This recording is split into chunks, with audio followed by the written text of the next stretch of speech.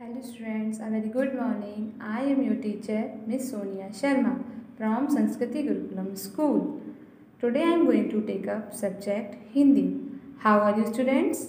I hope you all are fine. मैंने आपसे पूछा आप सभी कैसे हैं। मैं आशा करती हूँ कि आप सभी घर पर बहुत अच्छे होंगे। आज हम हिंदी व्याकरण में क्या पढ़ेंगे बेटा? आज हम पढ़ेंगे शुद्ध अशुद्धि शोधन, वर्तनी शुद्ध करना। मतलब कभी कभी क्या होता है, हम अक्सर कर कुछ लिखते हैं, कुछ बोलते हैं तो उन सबको बोलते समय हमसे कुछ गलतियाँ हो जाती हैं। उन गलतियों को सुधारने के लिए हमको अपनी अशुद्धि का उच्चारण जो हम करते हैं, जैसे तो हमने कुछ बोला, कभी कभी हम उसको गलत बोल देते हैं तो वो अशुद्ध हो जाता है, लेकिन उसी अशुद्धि को शुद्ध करने के लिए हम वर्तनी शुद्ध करते हैं। ठीक है, यदि उच्चारण सही किया जाए तो वह उन अशुद्धियों को भी सुधारा जा सकता है। अगर हम कुछ भी उच्चारण कर रहे हैं, मुँह से जो बोल रहे हैं, अगर वो हमसे गलत हो जा सकता है। कभी कभी कुछ शब्द ऐसे होते हैं जो हम पढ़ते कुछ और हैं पर वो होते कुछ, लिखे हुए कुछ और होते हैं। तो बस यही है कि भाषा के व्यावहारिक ज्ञान के अभाव में छात्र कुछ अशुद्धियाँ कर जाते हैं। हम कभी कभी पढ़ते हैं तो उस समय पढ़ते वक्त हम बहुत सारी गलतियाँ कर देते हैं, तो बार बार प्रयोग में आते रहने के कारण हमें वो आदत बन जाती है। कभी कभी हम बचपन में कुछ ऐसे अक्षर होते थे जिन्हें हम गलत बोलते थे लेकिन वो अशुद्ध होते थे, लेकिन जब हम बड़ी क्लास में आएंगे तो हमको वो तो समझना पड़ेगा ना कि हम कैसे बोलते हैं और क्या सब पता भी चलना चाहिए शुद्ध अशुद्ध वाक्यों में। तो बस वही है कि कई बार हम ऐसे शब्द एक बार में बोलने में लिखने की यदि आदत हो जाती है। कुछ शब्द तो ऐसे हैं कि वाकई में अगर हम उन शब्दों को आज भी पढ़ते हैं तो हमने जो शुरू में पढ़े होते हैं वो एंड तक भी वो अशुद्ध ही निकलते हैं, मतलब गलत ही निकलता है मुँह से। प्रोनाउंसिएशन में भी कभी कभी गलतियाँ हो जाती हैं, तो वही चीज़ है इसमें। तो आज हम क्या सोचेंगे, शुद्ध अशुद्धि शोधन, करेक्शन ऑफ मिस्टेक्स। आपको समझ में आया? इसमें गलतियों को सुधारने के लिए जो काम किया जा रहा है उसको बोलते हैं हम शुद्ध अशुद्धि शोधन। अब ये अशुद्धियाँ दो प्रकार की होती हैं। अशुद्धियाँ भी कितने प्रकार की होती है? दो प्रकार की। एक तो होती है शब्दों की अशुद्धियाँ, दूसरी होती है वाक्यों की अशुद्धियाँ। अब शब्दों की अशुद्धियाँ क्या होती हैं? आप सभी सोचेंगे कि मैम शब्द वो होते हैं, कुछ शब्द ऐसे होते हैं जिनमें हम मात्राएं गलत लगा देते हैं। जैसे उदाहरण के लिए मैं आपको बताती हूँ, आप परीक्षा लिखते हैं, परीक्षा में मात्रा रा पे किसकी मात्रा आती है? बड़ी की। लेकिन कभी कभी क्या होता है, बच्चे परीक्षा में रा पे छोटी की मात्रा लगा देते हैं, तो वो हमारी क्या हो गई? गलती हो गई। तो वो किस में आ गई? शब्दों की अशुद्धियों में। अशुद्धि मीन्स तो आपको पता ही है गलती करना, तो शब्दों की अशुद्धि हो गई। अब वाक्यों में कभी कभी अशुद्धि हो जाती है। जैसे मैंने आपके लिए एक उदाहरण लिया वाक्यों की अशुद्धि के लिए, जैसे कि हम खाना खा लिए हैं, तो क्या हम ऐसे लिखेंगे? नहीं, हमें क्या लिखना चाहिए? हमने खाना खा लिया है। तो बस यही होता है शब्दों की अशुद्धियों में और वाक्यों की अशुद्धियों में अंतर। आइए कुछ उदाहरणों के साथ जाने की अशुद्धियों को शुद्ध कैसे किया जा सकता है।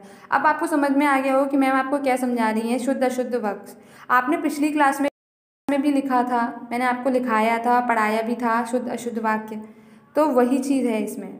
देखिए उदाहरण के तौर पे मैंने आपको परीक्षा भी बोला था। अब जैसे तिथि है, तिथि में हम लोग क्या करते हैं, ता पे बड़ी की मात्रा भी लगा देते हैं और था पे बड़ी की मात्रा, जबकि तिथि में ता पे हमेशा छोटी की मात्रा लगती है। तो ये हमारा शुद्ध मतलब शुद्ध अशुद्ध है, इसको हम शुद्ध करेंगे। तो ये तिथि, तो इसको हम क्या पढ़ेंगे? तिथि। लेकिन जब हम ता में छोटी की मात्रा लगाएंगे तो वो क्या बन जाएगा? तिथि। ऐसे ही परीक्षा में रा पे छोटी, तो ये हो जाएगा परीक्षा।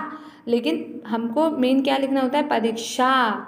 प्रभु में भी हम कभी कभी पा पे भा पे बड़े ऊ की मात्रा लगा देते हैं, लेकिन प्रभु में हमेशा छोटे ऊ की मात्रा लगती है।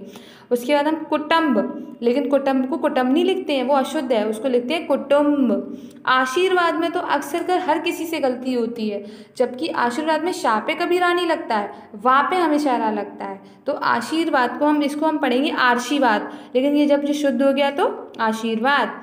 अब जैसे पड़ोसी, ड़ा पे औ की मात्रा लगे तो ये गलत हो गया पड़ोसी, लेकिन हम इसको क्या लिखेंगे? पड़ोसी। श्रीमती, मत्ती की, अब यहाँ पे हम क्या लिखेंगे? श्रीमती। हिंदू, लेकिन क्या होता है सही? हिंदू। परिश्रम, परिश्रम। कृपा, कृपा को हम शुद्ध कैसे लिखेंगे? कृपा। वायु को शुद्ध हम कैसे लिखेंगे? वायु।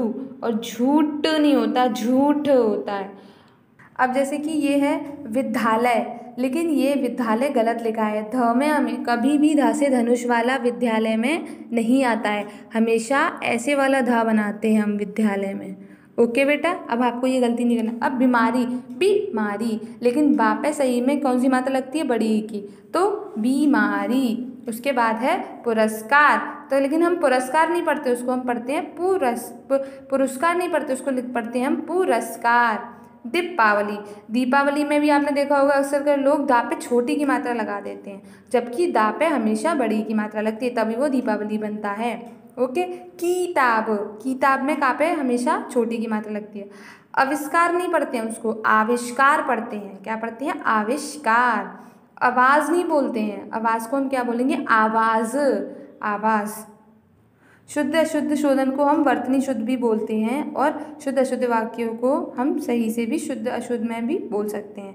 तो आपको बेटा समझ में आया शब्दों की अशुद्धियाँ दो प्रकार की होती है, एक तो होती है शब्दों की अशुद्धियाँ, दूसरी होती है वाक्यों की अशुद्धियाँ। मैंने आपको दोनों समझाए, लेकिन शुद्ध अशुद्ध शोधन यानी वर्तनी की एक परिभाषा बहुत छोटी सी है।